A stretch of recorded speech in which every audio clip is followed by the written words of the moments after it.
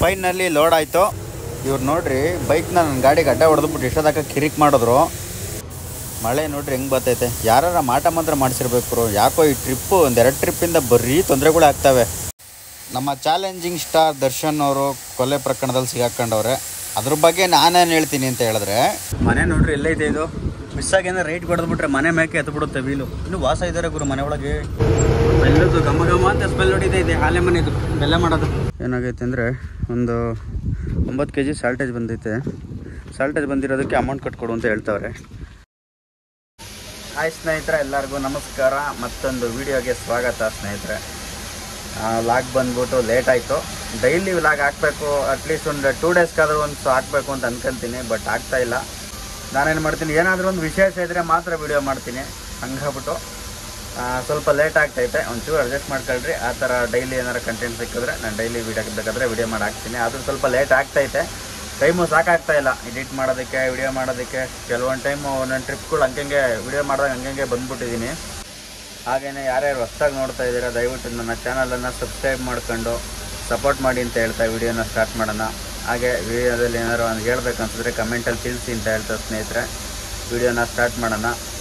ನಿನ್ನೆ ಬೆಳಗ್ಗೆ ಲೋಡ್ ಆಯಿತು ಗಾಡಿ. ಲೋಡ್ ಮಾಡ್ಕೊಂಡು ಬಂದವನು ಇವತ್ತು ಬೆಳಗ್ಗೆ ಇಲ್ಲಿಗೆ ಬಂದಿದ್ದೀನಿ, ಕವಟಗಿ ಅಂತ. ಕವಟಗಿ RC ಇಲ್ಲಿ ಬಂದು ಬಾಗಲಕೋಟೆ ಡಿಸ್ಟಿಕ್ ಅನಿಸುತ್ತೆ. ಇಲ್ಲಿಂದ ಬಿಜಾಪುರ ಬಂದ್ಬಿಟ್ಟು ಒಂದು 50 ಕಿಲೋಮೀಟ್ರ್ ಆಗ್ಬೋದು. ಕವಟಗಿ RC ಅಂತ ಇವ್ರ ಹೆಸರು. ಏನಾಯ್ತು ಅಂದರೆ ಇಲ್ಲಿಗೆ ಬಂದೆ, ಮಳೆ ಸಿಕ್ಕಾಪಟ್ಟೆ ಹೊಡೆದ್ಬಿಟ್ಟೈತೆ ರಾತ್ರಿ ಎಲ್ಲ. ಗಾಡಿ ಹೋಗಲ್ಲ ಪಾಯಿಂಟ್ಗೆ. ಹತ್ತತ್ರ ನಾನು ಶೆಡ್ ತನಕ ಬಂದ್ಬಿಟ್ಟಿದ್ದೀನಿ. ಶೆಡ್ ಇರೋದು ಬರೀ ಒಂದು 100 ಮೀಟ್ರ್ ಅಷ್ಟೇ. 100 ಮೀಟ್ರ್ ಒಳಗೆ ಅಲ್ಲಿ ಗಾಡಿ ಹೋಗಲ್ಲ ಅಂತ ಹೇಳಿದೆ. ಇಲ್ಲ ಬರುತ್ತೆ, ಅಕಸ್ಮಾತ್ ಬರಲಿಲ್ಲ ಅಂತ ಅಂದರೆ ಬೇಕಾದ್ರೆ ಕ್ರೈನ್ ಐತೆ ಎತ್ತಿಸ್ಕೊಡ್ತೀವಿ, ಟ್ರ್ಯಾಕ್ಟರ್ ಐತೆ ಎಳಿಸ್ಕೊಡ್ತೀವಿ, ಹಂಗೆ ಹಿಂಗೆ ಅಂತ ಹೇಳಿದ್ರು. ಇನ್ನೇನು ಮಾಡೋಕ್ಕಾಗುತ್ತೆ, ಎಲ್ಲ ಅಲ್ಲೇ ಇದ್ವಲ್ಲ. ಸರಿ ಹಂಗಾದ್ರೆ ಬೇಕಾದ್ರೆ ಬರ್ತೀನಿ ಅಂದ್ಬಿಟ್ಟು ಟ್ರೈ ಮಾಡೋಕ್ಕೆ ಹೋದೆ. ಅಷ್ಟರೊಳಗಡೆ ಫ್ರಂಟ್ ವೀಲ್ ಬಂದವು, ಹೌಸಿಂಗ್ ವೀಲ್ ಕುತ್ಕೊಂಡ್ಬಿಡ್ತು. ಆಮೇಲೆ ಗಾಡಿ ಕುತ್ಕೊಂಡ್ಮೇಲೆ ಏನೇನಾಗುತ್ತೆ ಅಂತ ಬರ್ರಿ ನೋಡೋಣ. ಫಸ್ಟ್ ಹೇಳ್ಬೇಕಂದ್ರೆ ನಾನು ಗಾಡಿ ಬರಲ್ಲ ಅಲ್ಲಿಗೆ ಅಂತ ಹೇಳಿದೆ. ಇವ್ರೇನು ಮಾಡಿದ್ರು, ಕ್ರೇನ್ ಐತೆ, ಟ್ರ್ಯಾಕ್ಟರ್ ಐತೆ, ಅಕಸ್ಮಾತ್ ಬರಲಿಲ್ಲ ಅಂದರೆ ಎಲ್ಲಿ ಕೂತ್ಕೊಳ್ಳುತ್ತೆ ಅಲ್ಲೇ ಅನ್ಲೋಡ್ ಮಾಡಿಸ್ಕೊಂಡ್ಬಿಡ್ತೀನಿ, ನೀವು ಬರ್ರಿ ಅಂತ ಅಂದ್ಬಿಟ್ಟು ಗಾಡಿನ ಕರೆಸ್ಕೊಂಡ್ರು. ಇದು ಕಲ್ಲೆಲ್ಲ ಹಾಕಿ ರೆಡಿ ಮಾಡಿದ್ದೀವಿ ರೋಡು ಲಾರಿಗೆ ಬರೋಕ್ಕೇನೆ ಅಂತ ಅಂದ್ಬಿಟ್ಟು ಕರೆಸ್ಕೊಂಡಿದ್ರು. ಆದರೆ ಏನು ಮಾಡ್ತೀರಾ, ಎಂಟ್ರೆನ್ಸಲ್ಲೇ ಫ್ರಂಟ್ ವೀಲ್ಗಳು ಬಂದು ಹೌಸಿಂಗ್ ಮಾತ್ರ ಕೂತ್ಕೊಂಡ್ಬಿಡ್ತು. Housing dummy housing right side ಕೂತಿಲ್ಲ. ಇನ್ನೇನು ಮಾಡೋಕ್ಕಾಗುತ್ತೆ ಅಂದ್ಬಿಟ್ಟು ಟ್ರೈ ಮಾಡ್ತವ್ರೆ. ಈಗ ಬರಲಿಲ್ಲ ಅಂದರೆ ಇನ್ನೇನು ಮಾಡೋಕ್ಕಾಗುತ್ತೆ, ಇಲ್ಲೇ ಖಾಲಿ ಮಾಡಿಸ್ಬೇಕು. ಖಾಲಿ ಮಾಡಿಸ್ಬಿಟ್ಟು ಅಪ್ಲೋಡ್ ಮಾಡಿಸ್ಕೋಬೇಕಷ್ಟೇ, ಬೇರೆ ಏನು ಆಪ್ಷನ್ ಇಲ್ಲ. ಬರ್ತಾ ಇಲ್ಲ, ಯಾಕಂದರೆ ಕುಂತ್ಬಿಟ್ಟೈತಲ್ಲ, ಲೋಡ್ ಐತೆ, ಖಾಲಿ ಮಾಡಬೇಕು. ಲೋಡ್ ಖಾಲಿ ಮಾಡಿದ್ರೇ ಗಾಡಿ ತೆಗಿಯೋಕ್ಕಾಗೋದು.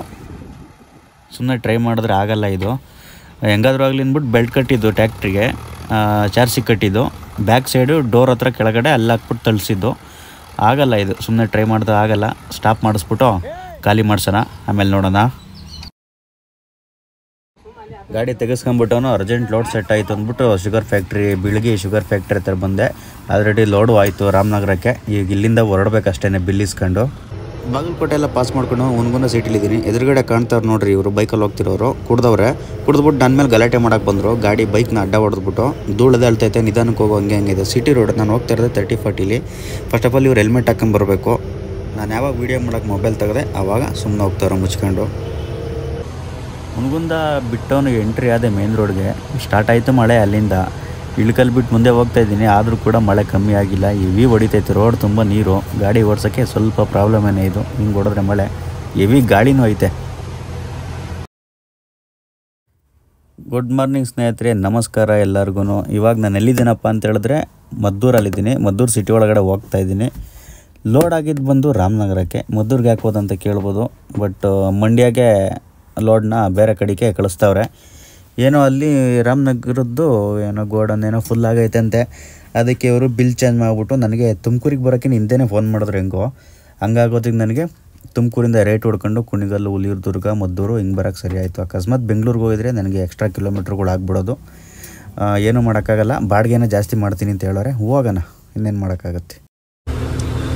ಅಲ್ಲಿ ಮಧ್ಯ ತುಮಕೂರಲ್ಲಿ ಏನು ಸೀನ್ ಆಗ್ಬಿಡುತ್ತೆ ಅಂತ ಹೇಳಿದ್ರೆ, ಅಲ್ಲಿ ತುಮಕೂರು ಎಂಟ್ರೆನ್ಸು ಸಿಟಿ ಒಳಗಾಸೆ ಬರಬೇಕು. ಕುಣಿಗಲ್ಲು ಮತ್ತು ಮದ್ದೂರು ಹಿಂಗೆ ಬರಬೇಕಲ್ಲ.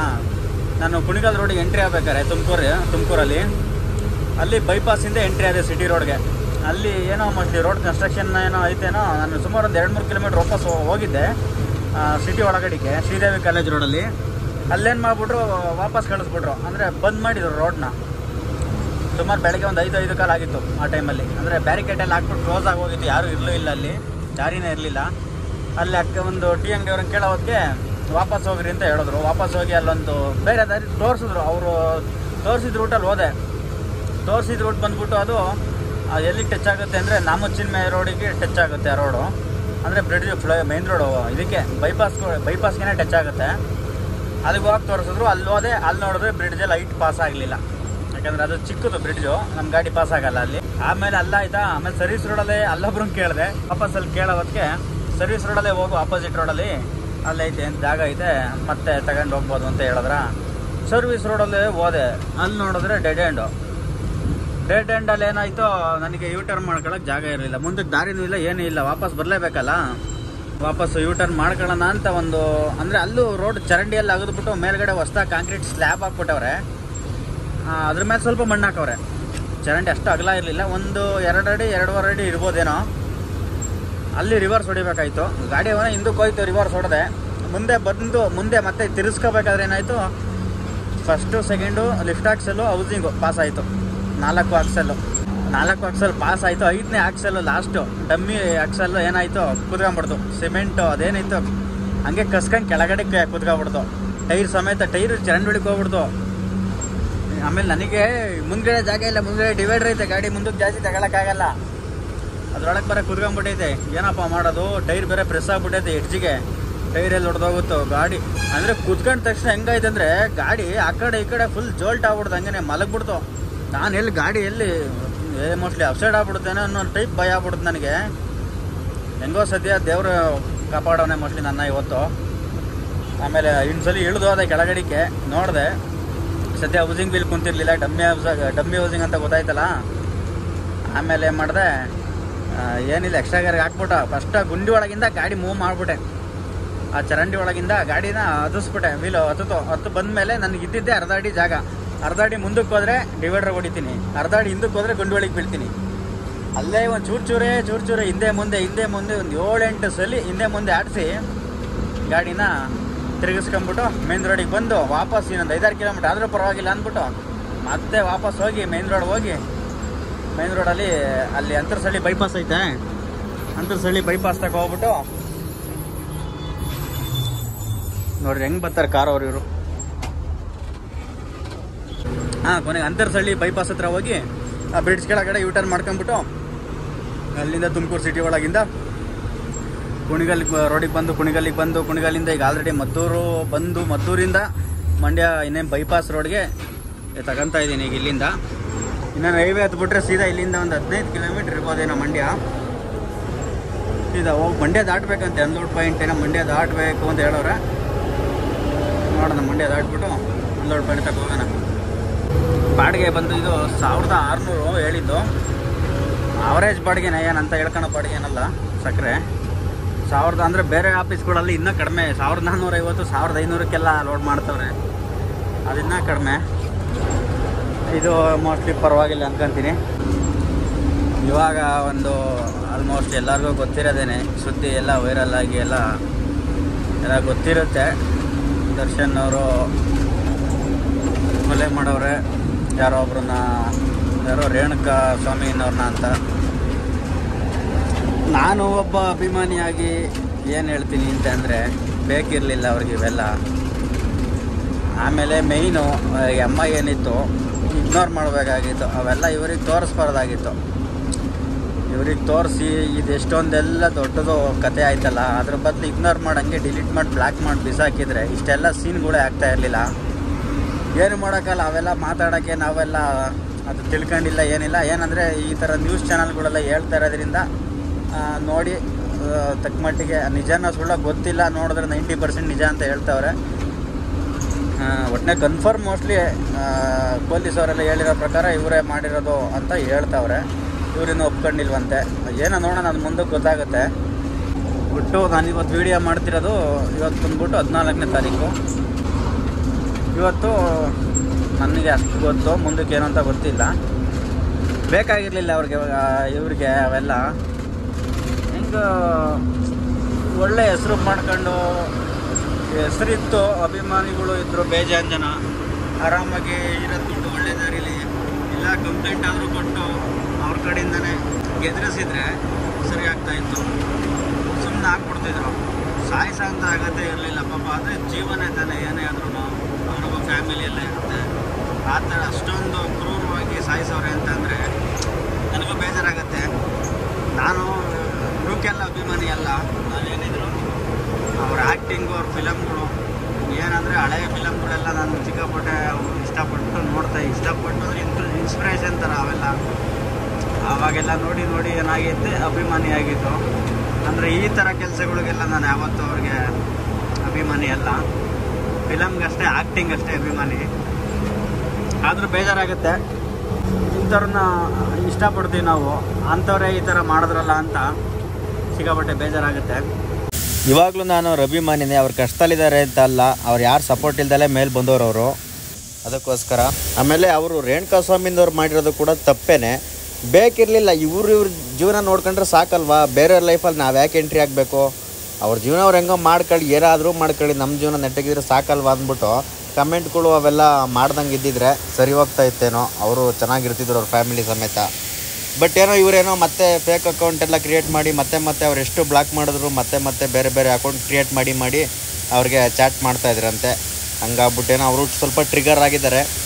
ಬಟ್ ಒಂದು ಹೇಳ್ತೀನಿ, ಸೋಷಿಯಲ್ ಮೀಡಿಯಾ ಯೂಸ್ ಮಾಡ್ತಾಯಿದ್ದೀವಿ ಅಂತ ಹೇಳಿದ್ಮೇಲೆ ನಾವು ಈ ಕಮೆಂಟ್ಗಳಿಗೆಲ್ಲ ತಲೆ ಕೆಡಿಸ್ಕೊಳಕ್ಕೆ ಹೋಗ್ಬಾರ್ದು. ಯಾಕೆ ಗೊತ್ತಾ? ಇಲ್ಲ ತಲೆ ಕೆಡಿಸ್ಕೊತೀವಿ ಅಂತಂದರೆ ಸೋಷಿಯಲ್ ಮೀಡಿಯಾಗೆ ಬರಲೇಬಾರ್ದು ಅಲ್ವಾ? ಈಗ ನೋಡ್ರಿ, ಇವಾಗ ಅವ್ರ ಜೀವ ಹೋಯ್ತು. ಈಗ ಅವ್ರ ಫ್ಯಾಮಿಲಿಗೆ ಯಾರು ದಿಕ್ಕು? ಅಟ್ಲೀಸ್ಟ್ ಅದೊಂದಾದ್ರೂ ಯೋಚನೆ ಮಾಡಬೇಕಾಗಿತ್ತು ಅವ್ರು ರೇಣುಕಾ ಸ್ವಾಮಿನವರು. ಬಟ್ ಅವ್ರದ್ದು ತಪ್ಪೈತೆ, ಇವ್ರದ್ದು ಇನ್ನೂ ದೊಡ್ಡ ತಪ್ಪಾಯಿತು. ಇವ್ರು ಸಾಧಿಸ್ಬಾರ್ದಾಗಿತ್ತು.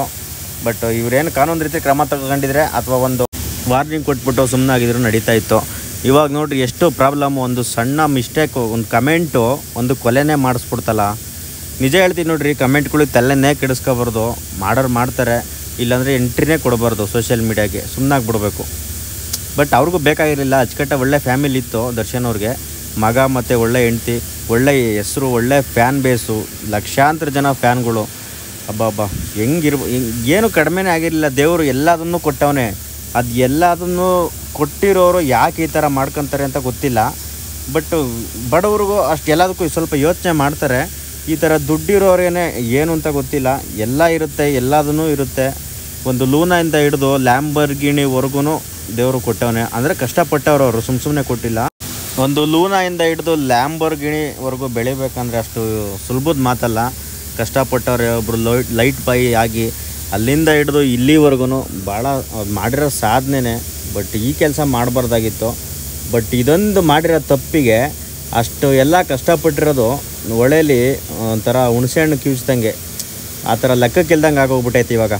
ಆಮೇಲೆ ಇನ್ನೊಂದು, ನಾವು ಚೆನ್ನಾಗಿದ್ದಾಗ ನಮ್ಮ ಹತ್ರ ದುಡ್ಡಿದ್ದಾಗ ಎಲ್ಲರೂ ಬರ್ತಾರೆ.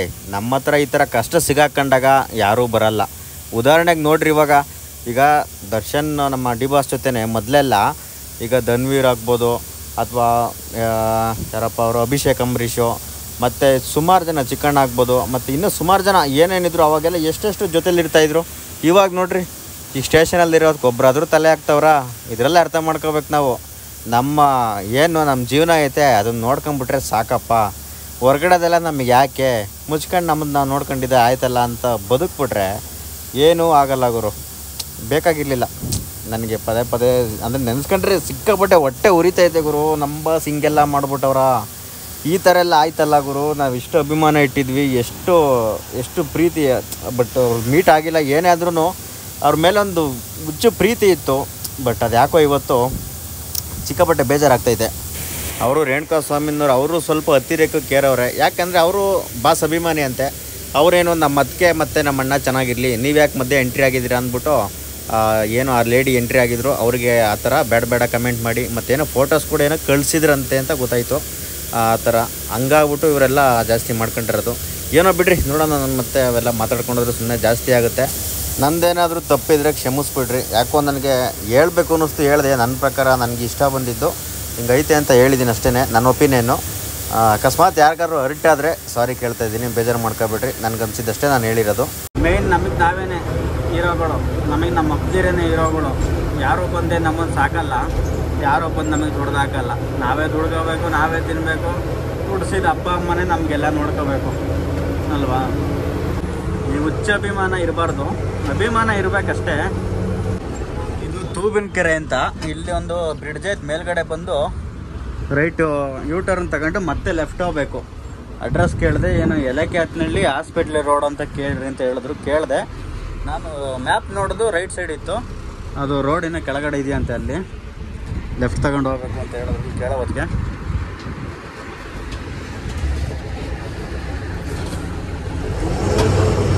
ಸ್ವಲ್ಪ ಲಾಂಗ್ ಆಗಿ ತಗೋಬೇಕು, ಒಂದೇ ಸಲ ಕಟ್ ಆಗಲ್ಲ, ಸ್ವಲ್ಪ ಚಿಕ್ಕದೈತೆ ದಾರಿಯಲ್ಲಿ, ಅದಕ್ಕೆ.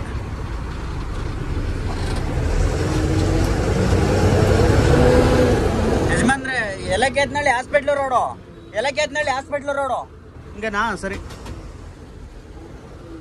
ಮನೆ ನೋಡ್ರಿ ಎಲ್ಲೈತೆ ಇದು, ಮಿಸ್ ಆಗಿಂದ ರೈಟ್ ಕೊಡದ್ಬಿಟ್ರೆ ಮನೆ ಮೇಕೆ ಎತ್ತು ಬಿಡುತ್ತೆ ವೀಲು. ಇನ್ನು ವಾಸ ಇದ್ದಾರೆ ಗುರು ಮನೆ ಒಳಗೆ.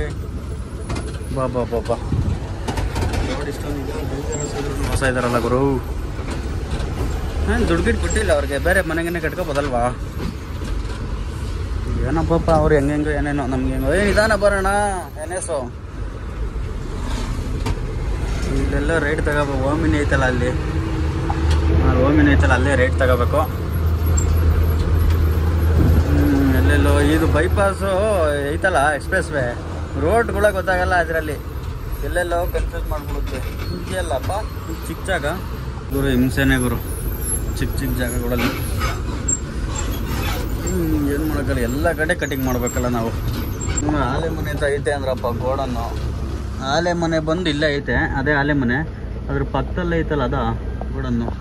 ಬ್ಯಾಕ್ ಸೈಡ್ ಇರಬೇಕು. ನೋಡೋಣ ಬರ್ರಿ ಹೋಗೋಣ. ಈಗ ಊಟ ಮಾಡೋಕ್ಕೆ ಜಾಗ ಬೇರೆ. ಅಯ್ಯೋ ಕತೆ ಸಾಕ್ತಾರೆ ಗುರು ನನ್ನ. ಏನು ಮಕ್ಕಳು ತಿರುಗಿಸಿ ಒಳ್ಳೊಳ್ಳೆ ದಾರಿಗಳು ಮಾಡ್ಕೊಳಕ್ಕಲ್ವ. ಎಲ್ಲೆಲ್ಲಿ ಗೋಡನ್ಗಳು ಮಾಡ್ಕೊಂತಿರಲ್ಲ, ನಮಗೆ ಒಳ್ಳೆ ಹಿಂಸೆ ಕೊಡೋಕ್ಕೆ. ಕರೆಕ್ಟ್ ಅದೇ ಗುರು ದಾರಿ ಇದ್ದದಲ್ಲ, ಅದೇನೆ ಬೆಲ್ಲದ್ದು ಘಮ ಘಮ ಅಂತ ಸ್ಮೆಲ್ ಹೊಡಿತೈತೆ. ಹಾಲೆ ಮನೆದು ಬೆಲ್ಲ ಮಾಡೋದು, ಬೆಲ್ಲ ತಗೊಂಡು ಹೋಗ್ಬೇಕು ಅವ್ರು. ಇಲ್ಲಿ ಬೆಲ್ಲ ಸಿಗುತ್ತೆ ಕೊಡ್ತಾರೆ. ನೋಡೋಣ, ಅನ್ಲೋಡ್ ಮಾಡೋಕೆ ಬಿಟ್ಟು ಬಂದು ತಗೊಂಡೋಗ್ತೀನಿ. ಎಲ್ಲೂ ಜಾಗನೇ ಸಿಕ್ಕಿಲ್ಲ ಅವ್ರಿಗೆ, ವಿಲ್ಕಾರ್ಟ್ ಅವ್ರಿಗೆ. ಇಲ್ಲಿಗೆ ಬಂದು ಮಾಡ್ಕೊಂಡವ್ರಲ್ಲ ಇಷ್ಟು ಚಿಕ್ಕ ಜಾಗದಲ್ಲಿ. ಸದ್ಯಕ್ಕೆ ಬಂದು ಎಂಟ್ರಿ ಎಲ್ಲ ಮಾಡಿಸಿದ್ದೀನಿ. ಅಲ್ಲಿ ಸೆಕ್ಯೂರಿಟಿ ಕೂತವ್ರಲ್ಲ, ಅಲ್ಲೋಗಿ ಎಂಟ್ರಿ ಎಲ್ಲ ಮಾಡಿಸ್ಬಿಟ್ಟು ಬಂದೆ. ಇದೇನು ಎತ್ತಿನ ಗಾಡಿ ಇಟ್ಟವ್ರೆ ಇಲ್ಲಿ, ಸುಮ್ಮನೆ ಶೋಗೆ ಇಟ್ಟಿರೋದ? ಹೌದು, ಶೋಗೆ ಇಟ್ಟಿರೋದೇನೆ. ಏನು ಮಾಡೋಕ್ಕಾಗತ್ತೇನೋ, ಮಧ್ಯಾಹ್ನ ಮೇಲೆ ಸ್ಟಾರ್ಟ್ ಮಾಡ್ತಾರೆ ಅಂತ ಖಾಲಿ ಮಾಡೋಕ್ಕೆ. ಸದ್ಯಕ್ಕೆ ರೆಸ್ಟ್ ಮಾಡೋಣ, ಖಾಲಿ ಮಾಡ್ಬೇಕಾದ್ರೆ ಸಿಗ್ತೀನಿ ತಡ್ರಿ. ಮತ್ತೆ ನಾನು ಆಮೇಲೆ ಖಾಲಿ ಮಾಡ್ತೀವಿ. ಟಾರ್ಪಲ್ ತೆಗೀರಿ ಅಂತ ಅಂದರು. ನಾನೇ ಇವ್ರನ್ನ ಇಲ್ಲವ್ರನ್ನೇ ಒಬ್ರನ್ನ ಕರ್ಕೊಂಬಿಟ್ಟು ಟಾರ್ಪಲೆಲ್ಲ ತೆಗೆದು ಮಡಚಿಟ್ಟಿದ್ದೀನಿ. ವಿಲ್ಕಾರ್ಟ್ ಗೋಡನ್ ನೋಡ್ರಿ ಹಿಂಗೆ ಕಾಣ್ತೈತೆ. ಎಲ್ಲ ಬರೀ ರೇಷನ್ ಐಟಮ್ಮೇ ಇದ್ದಾವೆ ಪೂರಾ. ಇನ್ನೊಂದು 4 ಕಟ್ಟಿ ಇದ್ದಾವೆ. 4 ಕಟ್ಟಿ ಆದರೆ ಖಾಲಿ ಆದಂಗೆ. ಈ ಪಕ್ಕದಲ್ಲಿರೋ ಗಾಡಿ ನನಗಿನ್ನ ನಿನ್ನೆ ಬೆಳಗ್ಗೆ ಬೇಗ ಲೋಡ್ ಆಯಿತು. ನಂದು ಲೋಡ್ ಆಗಿದ್ದು 3-4 ಗಂಟೆ ಆಯಿತು. ಇವ್ರದ್ದು 12 ಗಂಟೆ 11 ಗಂಟೆಗೆಲ್ಲ ಆಚೆ ಬಂದಿತ್ತು ಗಾಡಿ. ಅವ್ರು ಇವಾಗ ಬಂದು ಈಗ ಖಾಲಿ ಮಾಡೋಕ್ಕೆ ಸ್ಟಾರ್ಟ್ ಮಾಡೋರು ಅವ್ರದ್ದು. ನೋಡೋಣ, ಖಾಲಿ ಮಾಡ್ತವ್ರೆ. ಈ ಯಾಕೋ ಚೀಲಗಳು ಬರೋ ಎತ್ತಿ ಸಪ್ರೇಟ್ ಇಡ್ತಾರೆ. 1-2-3 ಡ್ಯಾಮೇಜ್ ಬಂದ್ಬಿಟ್ಟವೆ. ಮತ್ತು ಅದೇ ಇವರು ಡ್ಯಾಮೇಜು ಹಂಗೆ ಹಿಂಗೆ ಅಂತ ಹೇಳ್ತಾರೆ. ನಾವಲ್ಲಿ ಪ್ರತಿಯೊಂದು ಚೀಲನೂ ಮುಟ್ಬಿಟ್ಟು ನೋಡೋಕ್ಕಾಗತ್ತಾ?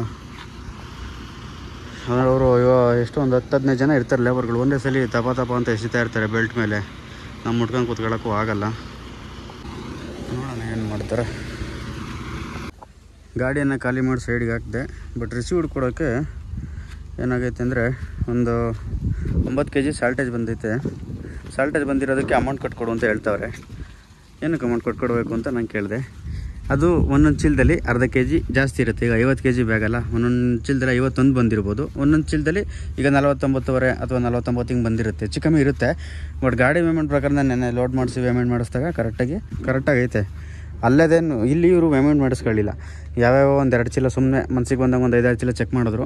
ಅದರಲ್ಲಿ ಒಂದಲ್ಲಿ ಜಾಸ್ತಿನೂ ಬಂದಿದ್ವು. ಕಮ್ಮಿ ಬಂದವು ಮಾತ್ರ ಎತ್ತಿಕೊಬಿಟ್ಟು 9 kg ಇದು ಕಡಿಮೆ ಬಂದೈತೆ, ಎತ್ಕೊಡು ಅಂದರೆ ಕಟ್ಕೊಡು ಅಂತ ಹೇಳ್ತವ್ರೆ. ಏನು ಕಟ್ಕೊಡ್ಬೇಕು ಅಂತ ಮಾತಾಡಬೇಕು. ಇವಾಗ ಕ್ಲಿಯರ್ ಆಯಿತು ಎಲ್ಲದು. ಸುಮಾರು ಒಂದು 2 ಅವರ್ ಫೋನ್ ಎತ್ತಲಿಲ್ಲ ಟ್ರಾನ್ಸ್ಪೋರ್ಟ್ ಅವರು.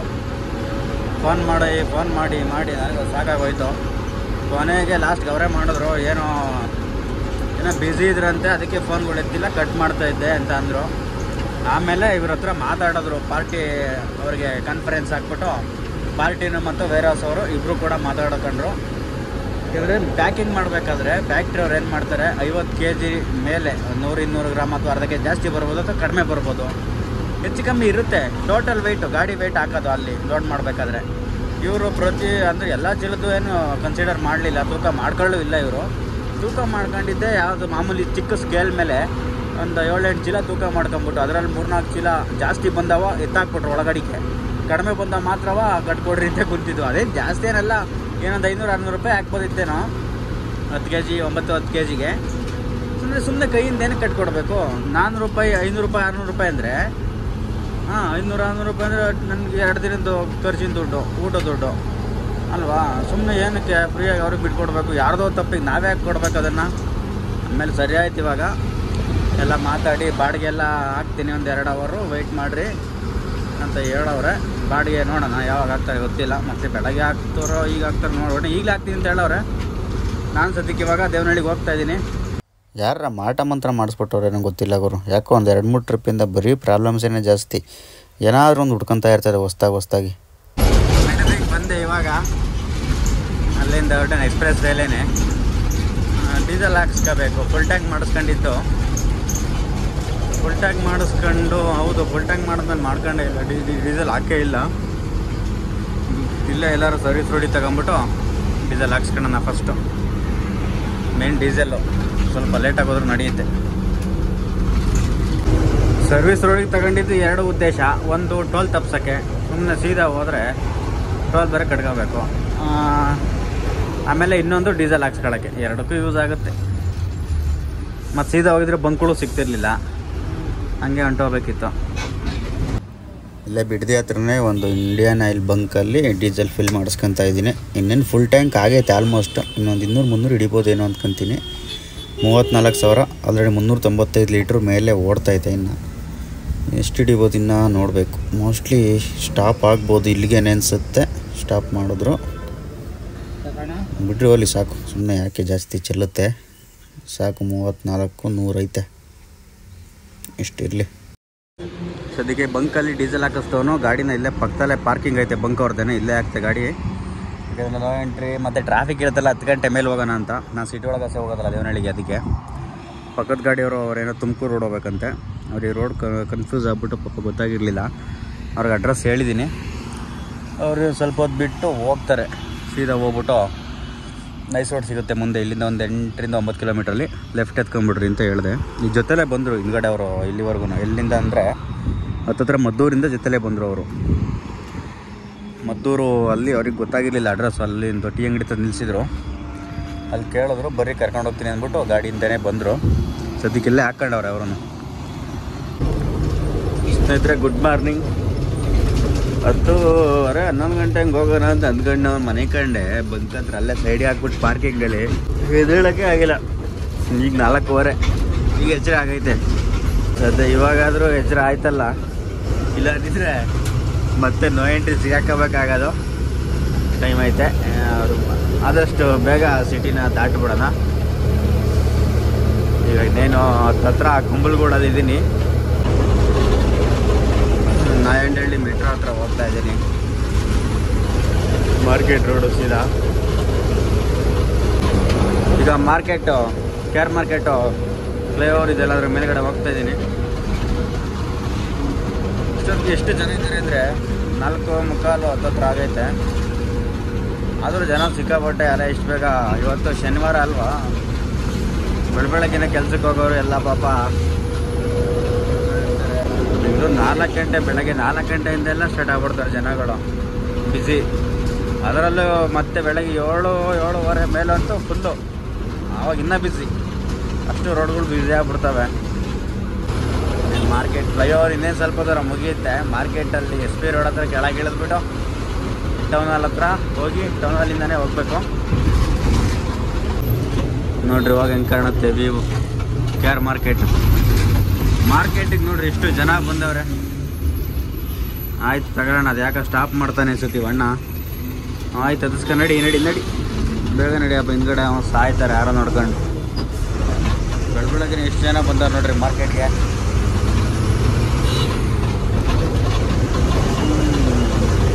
ಈ ಟ್ಯಾಕ್ಟ್ರಿಗೆ ಪಾಪ ಕೈ ತೋರಿಸಿದ್ನಲ್ಲ, ಈಗ ಮಾಮೂಲಿ ನಮ್ಗೆ ಹೆಂಗೆ ಹಿಂದ್ಗಡೆ ಬ್ಯಾಕ್ ಸೈಡ್ ಎಲ್ಲ ಇಂಡಿಕೇಟರ್ ಬ್ರೇಕ್ ಲೈಟ್ ಎಲ್ಲ ಇರ್ತವೆ, ಟ್ಯಾಕ್ಟ್ರಿಗಳಿಗೂ ಹಂಗೆ ಕೊಟ್ಬಿಡ್ಬೋದಲ್ಲ ಬ್ರೇಕ್ ಲೈಟು ಇಂಡಿಕೇಟರ್ ಎಲ್ಲ. ಎಷ್ಟೋ ಕಡೆ ನೆನ್ಕೊತಾ ಇರ್ತೀನಿ ಹೈವೇಗಳಲ್ಲಿ, ಅವರು ಪಾಪ ಗೊತ್ತಾಗಲ್ಲ, ಇಲ್ಲ ಅಂದರೆ ಸ್ಪೀಡ್ ಹೋಗ್ತಾ ಇರೋವಲ್ಲ, ಕಡಿಮೆ ಸ್ಪೀಡ್ ಹೋಗೋದು, ಇಲ್ಲ ಸಡನ್ನ ಬ್ರೇಕ್ ಹೊಡಿತಿರಲ್ಲ, ಸಡನ್ನ ಲೆಫ್ಟ್ ರೈಟ್ ಹೇಳ್ಕೊಂತಾರೆ, ಗೊತ್ತೇ ಆಗಲ್ಲ ನಮ್ಗೆ. ಇದೇನಪ್ಪ ಇವ್ರು ಹಿಂಗೆ ಎಳಿತಾರೆ ನಂಗೆ ಆಗ್ಬಿಡುತ್ತೆ. ಅದರಲ್ಲೂ ಲೋಡ್ ಇದ್ದಾಗ ಈಗ ಕಬ್ಬು ಗಿಬ್ಬು ಹೊಡಿತಾರಲ್ಲ ಹೈಟ್ ಲೋಡ್ಗಳು, ಅಂಥವೆಲ್ಲ ಇದ್ದಾಗೊಂದು ಜಡ್ಜ್ಮೆಂಟೇ ಸಿಗೋಲ್ಲ, ಯಾಕಡೆ ಹೋಗ್ತಾರೆ ಏನು ಅಂತಾನೆ. ಯಾಕಂದರೆ 3-4 ಗಾಡಿಗಳು ಟ್ರೇಲರ್ಗಳು ಹಾಕೊಂಡಿರ್ತಾರೆ ಅವರೆಲ್ಲ, ಅವ್ರಿಗೆ ಒಂದು ಇದು ಯೂಸ್ ಮಾಡ್ಬೋದಲ್ಲ ಇಂಡಿಕೇಟ್ರು, ವೈರಿಂಗ್ ಕನೆಕ್ಟ್ ಗುಡ್ ಮಾಡಿಬಿಟ್ಟು indicator brake light reverse light ಥರ ಕೊಟ್ಬಿಟ್ರೆ ಅದೊಂದು ಟೇಲ್ ಲೈಟಾ ನಮಗೂ ಯೂಸ್ ಆಗುತ್ತಲ್ಲ, ಒಳ್ಳೇದಲ್ಲ, ಮಾಡ್ಬೋದು. ನೋಡಿ ಏನಂತೀರಾ? ಯಾರು ಹಂಗೆ ಮಾಡಿದ್ರೆ ಕಮೆಂಟ್ ಮಾಡಿರಿ. ಮಾಡಿರ್ತಾರೆ ಕೆಲವರು, ನಾನು ನೋಡಿದ್ದೀನಿ, ನಾನು ಆ ಥರ ಮಾಡಿರೋರು. ನಾನೀಗ ಲೋಡ್ಗೆ ಹೋಗ್ತೀನಲ್ಲ ಉಗನವಾಡಿ, ಅಲ್ಲೇ ಒಬ್ಬರು ಟ್ರ್ಯಾಕ್ಟರ್ಲಂಗೆ ಮಾಡಿಸವ್ರೆ. ನಾನು ಸುಮಾರು ಒಂದು 2-3 ಟೈಮ್ ನನಗೆ ಗಾಡಿ ಸಿಕ್ಕಾಯ್ತು ನನಗೆ. ಸರಿ ನೋಡ್ಬೇಕು, ಅದು ತೋರಿಸ್ತೀನಿ ತಡ್ರಿ, ಏನಾರ ನನಗೆ ಮತ್ತೆ ಆ ಕಡೆ ಹೋದಾಗ ಏನಾರು ಸಿಕ್ಕಿದ್ರೆ. ಅದು ಮೊದಲು ಖಾಲಿ ಕುಂತೈತೆ ನೋಡ್ರಿ ರೋಡು. ಇನ್ನು 10 ಗಂಟೆ ಮೇಲಂತೂ ಇಲ್ಲಂತೂ ಕಾಲಿಡೋಕ್ಕಾಗಲ್ಲ, ಅಷ್ಟು ಜಾಗ ಅಷ್ಟು ಫುಲ್ ಅಂದರೆ ಬ್ಯುಸಿ ಇರುತ್ತೆ ಅಂತ. ಸಿಗ್ನಲ್ ಬಿದ್ದುಬಿಡ್ತು. ಇದೇನೇ ಟೌನ್ ಹಾಲು. ಮೈರಾವತಿನ ಒಂದ್ಸರಿ ಇದೇ ಜಾಗದಲ್ಲಿ ನಿಲ್ಲಿಸ್ಬಿಟ್ಟು ಫೋಟೋ ತೆಗೆದಿದ್ದೆ, ರೀಲ್ಸ್ ಕೂಡ ಮಾಡಿದ್ದೆ. ಅದು ನೈಟ್ ಸುಮಾರು ಒಂದು 1 ಗಂಟೆ 2 ಗಂಟೆ ರಾತ್ರಿ ನಿಲ್ಲಿಸುತ್ತೆ. ಹೋಗೋಣ ಬೇಗ, ಸಿಗ್ನಲ್ ಬಿಡ್ದು. ಏನು ಬೆಳಗ್ಗೆ ನೀರಾಡಿ ವೆಹಿಕಲ್ಗಳು, ಇನ್ನೂ 5 ಗಂಟೆನೂ ಆಗ್ತೈತೆ. ಇಷ್ಟು ಬೇಗನಾ? ಹಿಂಗೆ ಬೇಗ ಎದ್ಬಿಡ್ತಾರಪ್ಪ ಜನಗಳು.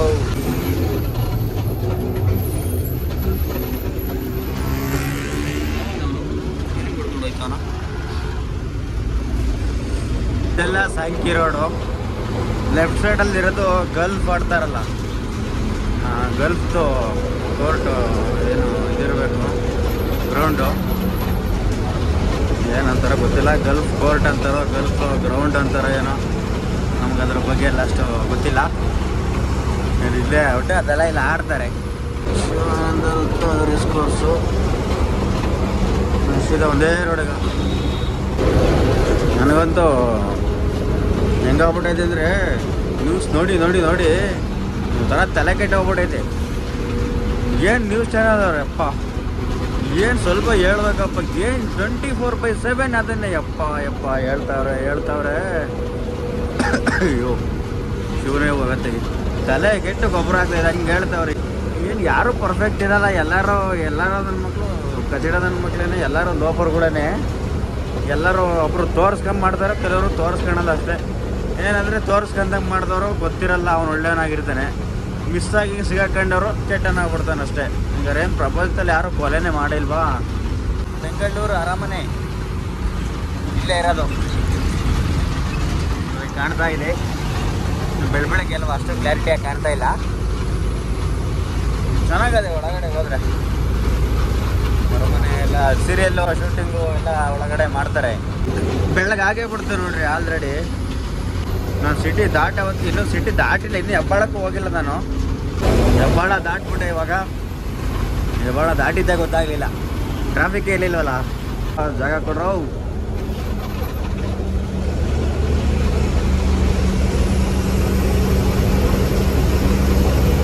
ಮುಂದೆ ನೋಡಿ ಫಾಗ್ ಎಷ್ಟು ಚೆನ್ನಾಗಿದೆ. ಸಿಟಿ ಕಡೆ ಅಲ್ಲೆಲ್ಲ ಚೆನ್ನಾಗಿದೆಯಲ್ಲ, ಒಳ್ಳೆ ಫಾರೆಸ್ಟ್ ಏರಿಯಾದಲ್ಲಿ ಇದ್ದಂಗೆ ಐತಲ್ಲ. ಇದಕ್ಕೆ ನೋಡ್ರಿ ಎಷ್ಟು ಚೆನ್ನಾಗೈತೆ ಅಂದರೆ ವೆದರು ಬೆಂಗಳೂರಲ್ಲಿ ಭಾಳ ಖುಷಿ ಆಗುತ್ತೆ.